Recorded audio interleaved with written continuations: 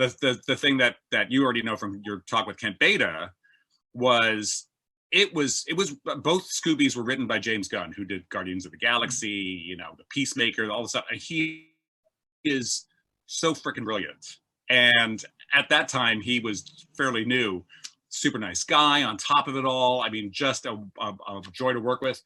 And he wrote the most hysterically funny script because it was for fanboys of the original show who are now grown up with kids of their own. And they wanted to relive the experience of watching Scooby Doo when they were kids, but put all the double entendres in it.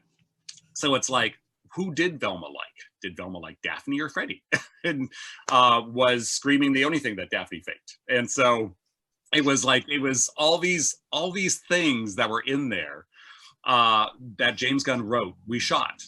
And my favorite section was the one where all their souls fly out of their bodies and they intermix, and they're all different personalities. And so finally they managed to get 2 and 2 back together. So it was Freddy and Shaggy that got their voices, that got their original souls back, but it was Daphne and Velma that did not. And so the only thing they could do was connect where the souls came out, which was their mouths. So the only thing they could do is to lip lock. And so you have Shaggy and Scooby who couldn't open their mouth, Shaggy and Freddy who couldn't open their mouth because their souls would fly out. And they were sitting there like watching this like, you know, huge makeup session. It was so drop dead funny. And then again, Warner Brothers was like, yeah, no, I think we're gonna tone this down to a much younger age. And that was out when Velma gets drunk on non-alcoholic zombie juice while she's on a piano bar and she's singing this torch song. She originally throws off her sweater and she's got this large 50s orange bazooka bra and all that. Nope, out.